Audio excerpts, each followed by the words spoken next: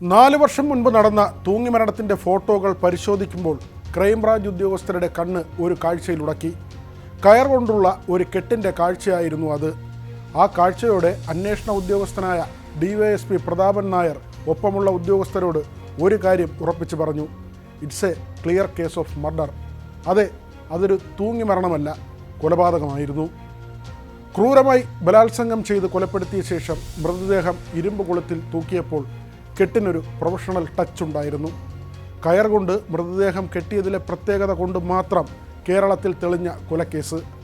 ആദ്യം local police കൊലപാതകമെന്നും പിന്നീട് ആത്മഹത്യയെന്നും എഴുതി തള്ളിയ കേസാണ് ഒടുവിൽ ക്രൈംബ്രാഞ്ച് അന്വേഷണത്തിൽ കൊലപാതകമെന്ന് തെളിഞ്ഞത്. അതും ആരും പ്രതീക്ഷിക്കാത്ത കൊലയാളി. 2019 പത്തനംതിട്ട മല്ലപ്പള്ളി കോട്ടങ്ങലിൽ തിരക്കഥകളെ വെല്ലുന്ന തരത്തിലെ കൊലപാതകം നടന്നത്. കോട്ടങ്ങൽ ചുങ്കപ്പാറ മാപ്പൂര് ടിഞ്ചു മൈക്കിൾ കൊല്ലപ്പെടുമ്പോൾ 26 വയസ്സായിരുന്നു ടിഞ്ചുവിന്. 2017 വിവാഹിതയായ ടിഞ്ചു ഭർത്താവിനെ ഉപേക്ഷിച്ച് കൊല്ലപ്പെടുന്നതിന് 6 മാസം മുൻപ് കാമുകനായ ടിജിൻ ജോസഫിനൊപ്പം താമസമാരംഭിച്ച വീട്ടിലായിരുന്നു അരുംകൊല. സംഭവ ദിവസം രാവിലെ 9:45 വൈകുന്നേരം 4:30 സമയത്ത് മരണം സംഭവിച്ചെന്നായിരുന്നു പോസ്റ്റ്മോർട്ടം റിപ്പോർട്ടിൻ്റെ അടിസ്ഥാനത്തിലെ FIR. കൊലയ്ക്ക് മുൻപ് അതിക്രൂരമായ ബലാത്സംഗത്തിന് ടിഞ്ചു വിധേയയായെന്നും പോസ്റ്റ്മോർട്ടത്തിൽ വ്യക്തമായി. ശരീരത്തിലെ രഹസ്യഭാഗത്തുണ്ടായിരുന്ന ആഴത്തിലെ മുറിവുൾപ്പെടെ 53 പരിക്കുകളാണ് ദേഹമാസകലമുണ്ടായിരുന്നത്. ചെറുപ്പത്തിൽ തന്നെ പ്രണയത്തിലായിരുന്നവരാണ് ടിഞ്ചുവും ടിജിനും. പലവിധ എതിർപ്പുകൾ കാരണം ഇവർക്ക് വിവാഹിതരാകാൻ കഴിഞ്ഞില്ല എന്നത് മാത്രമല്ല, വീട്ടുകാരുടെ നിർബന്ധത്തിന് വഴങ്ങി ഇരുവരും വെവ്വേറെ വിവാഹ ജീവിതത്തിലേക്ക് പോവുകയും ചെയ്തു. എന്നാൽ മാനസികമായി അകലാൻ കഴിയാതായതോടെ ടിഞ്ചു ടിജിൻ്റെ വീട്ടിലേക്ക് ഇറങ്ങി വരികയായിരുന്നു. അതിനു മുൻപ് തന്നെ ടിജിൻ ഭാര്യയുമായി വേർപിരിയുകയും ചെയ്തു. ടിഞ്ചു, ടിജിൻ, ടിജിൻ്റെ പിതാവ് ജോസഫ് എന്നിവരാണ് കൃത്യം നടന്ന വീട്ടിലെ താമസക്കാർ. വീടിന് മേൽക്കൂരയിലെ ഇരുമ്പ് കമ്പിയിലാണ് തൂങ്ങി മരിച്ച നിലയിൽ ടിഞ്ചുവിൻ്റെ മൃതദേഹം കണ്ടെത്തുന്നത്. സംഭവ ദിവസം രാവിലെ തന്നെ വീട്ടിൽ നിന്ന് പുറത്തേക്ക് പോയി എന്നായിരുന്നു ടിജിൻ്റെയും പിതാവ് ജോസഫിൻ്റെയും മൊഴി. ഈ മൊഴി പോലീസ് മുഖവിലയ്ക്കെടുത്തില്ല. ടിജിനെ കസ്റ്റഡിയിൽ വിശദമായി ചോദ്യം ചെയ്തു. പെരുമ്പട്ടി പോലീസാണ് തുടക്കത്തിൽ കേസ് അന്വേഷിച്ചത്. അന്വേഷണ ഉദ്യോഗസ്ഥൻ അതിക്രൂരമായാണ് ടിജിനെ കൈകാര്യം ചെയ്തത്. പീഡനം ഏറെ ഏൽക്കേണ്ടി വന്നെങ്കിലും ടിജിൻ കുറ്റമേറ്റേയില്ല. കൊലയിലേക്ക് ടിജിനെ കണക്ട് ചെയ്യാൻ കഴിയുന്ന തെളിവുകൾ പോലീസിന് ലഭിച്ചതുമില്ല.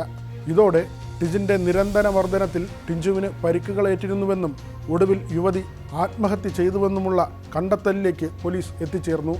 പക്ഷേ ടിജിനും നാട്ടുകാരിൽ ചിലരും കേസ് വിട്ടുകളയാൻ തയ്യാറായിരുന്നില്ല. നിരന്തര പരിശ്രമത്തിനൊടുവിലാണ് കേസിലേക്ക് ക്രൈംബ്രാഞ്ച് എത്തുന്നത്.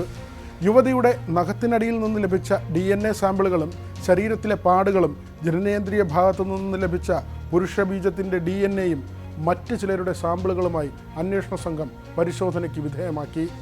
8ഓളം പേരുടെ സാമ്പിളുകൾ പരിശോധിച്ചതിൽ ഈ വീടുമായി കാര്യമായ ബന്ധമില്ലാതിരുന്ന വ്യക്തിയുടെ DNAയുമായി ചേരുന്ന കാര്യം അന്വേഷണ സംഘം തിരിച്ചറിഞ്ഞു. ഏതൊരു കുറ്റകൃത്യത്തിനിടയിലും ആ കുറ്റം തെളിയാൻ ദൈവത്തിൻ്റെ വെള്ളയാടം ഉണ്ടാകുമെന്ന് പറയുന്നത് പോലെയായിരുന്നു ഈ കേസിൻ്റെ ഒരു ഘട്ടത്തിൽ പോലും ആരും സംശയിക്കാതിരുന്ന പ്രതിയിലേക്ക് അന്വേഷണ സംഘം അടുത്തുകൊണ്ടിരുന്നത്. ആത്മഹത്യ ചെയ്യാൻ ശ്രമിക്കുന്ന ഒരു സാധാരണക്കാരിയായ യുവതി ഒരിക്കലും കയറിൽ ഇത്തരത്തിലുള്ള ഒരു കുരുക്കിടാൻ സാധ്യതയില്ലെന്ന് തുടരന്വേഷണത്തിൽ കണ്ടെത്തിയിരുന്നു. സാധാരണ ഇത്തരത്തിലുള്ള കുടുക്കുകൾ മരത്തടി കെട്ടുന്നവരാണ് ഇടുന്നതെന്നും പോലീസ് അന്വേഷണത്തിൽ കണ്ടെത്തി. തുടർന്ന് നടന്ന അന്വേഷണമാണ് പ്രതിയെന്ന് മുദ്രകുത്തപ്പെട്ട ടിജിനിൽ നിന്ന് യഥാർത്ഥ കുറ്റവാളിയിലേക്ക് ഉദ്യോഗസ്ഥരെ എത്തിച്ചത്. ക്രൈംബ്രാഞ്ചിൻ്റെ ചോദ്യം ചെയ്യലിൽ അയാൾ എല്ലാ കുറ്റവും ഏറ്റുപറഞ്ഞു. കൊലപാതകി ആരെന്ന് മാധ്യമങ്ങളിലൂടെ ജനമറിഞ്ഞു. ആ നാട്ടിലെ അറിയപ്പെടുന്ന മരക്കച്ചവടക്കാരൻ നസീർ. യുവതിയെ കെട്ടിത്തൂക്കാൻ നസീർ ടിഞ്ചുവിൻ്റെ കഴുത്തിലിട്ട കുരുക്ക് മരം മുറിക്കുന്നവരും തടി ലോറിയിൽ കെട്ടുന്നവരും ഉപയോഗിക്കുന്നതാണ്. കുടുക്ക് ഉണ്ടാക്കിയവർക്കല്ലാതെ ആർക്കും അത് പെട്ടെന്ന് അഴിക്കാനും സാധിക്കില്ല. ഫോട്ടോ കണ്ടപ്പോഴുള്ള ക്രൈംബ്രാഞ്ച് DYSPയുടെ നിഗമനത്തോടെ തന്നെ അന്വേഷണം തടിക്കച്ചവടക്കാർ, അവരുടെ ജോലിക്കാർ തുടങ്ങിയവരിലേക്ക് നീണ്ടിരുന്നു. അങ്ങനെയാണ് കേസിലെ യഥാർത്ഥ കുറ്റവാളിയും തടി വ്യാപാരിയുമായ നസീർ ചിത്രത്തിലേക്ക് വരുന്നത്. മുൻപ് പലപ്പോഴും മരം നോക്കാനും വാങ്ങാനും തടി വ്യാപാരിയായ നസീർ ടിഞ്ചു താമസിച്ചിരുന്ന വീട്ടിൽ എത്തിയിട്ടുണ്ട്. ടിഞ്ചുവിനോട് അടങ്ങാത്ത ലൈംഗിക താൽപ്പര്യം ഉണ്ടായിരുന്നുവെന്നാണ് ചോദ്യം ചെയ്യലിൽ നസീർ വെളിപ്പെടുത്തിയത്. സംഭവ ദിവസം പതിവ് പോലെ ടിജിനും അച്ഛനും പുറത്തു പോയത് മനസ്സിലാക്കിയ നസീർ വെള്ളം ചോദിച്ചെത്തുകയും തുടർന്ന് ടിഞ്ചുവിനെ ആക്രമിക്കുകയും ചെയ്തു. ഓടാൻ ശ്രമിച്ച ടിഞ്ചുവിനെ പിന്തുടർന്ന നസീർ വീട്ടിലെ കിടപ്പുമുറിയിൽ വെച്ച് ബലപ്രയോഗത്തിലൂടെ കീഴ്പ്പെടുത്താൻ ശ്രമിച്ചു. ഇതിനിടയിൽ കട്ടിലിൽ തലയടിച്ച് ടിഞ്ചു അബോധാവസ്ഥയിലായി. ഈ സമയം ടിഞ്ചുവിനെ ക്രൂരമായി പീഡിപ്പിച്ച നസീർ തെളിവില്ലാതാക്കാനായി മുറിയുടെ മേൽക്കൂരയിലെ ഇരുമ്പ് ഹുക്കിൽ കെട്ടിത്തൂക്കി കൊലപ്പെടുത്തുകയായിരുന്നു. തുടർന്ന് ടിഞ്ചുവിൻ്റെ സംസ്കാര ചടങ്ങിലും എല്ലാവരെയും പോലെ നസീറും പങ്കെടുത്തു. ടിഞ്ചിൻ്റെ തലയിലേക്ക് കുറ്റം കെട്ടിവെക്കപ്പെടുമെന്ന പ്രതീക്ഷയായിരുന്നു പിടിക്കപ്പെടും വരെ നസീറിൻ്റെ ആത്മവിശ്വാസം.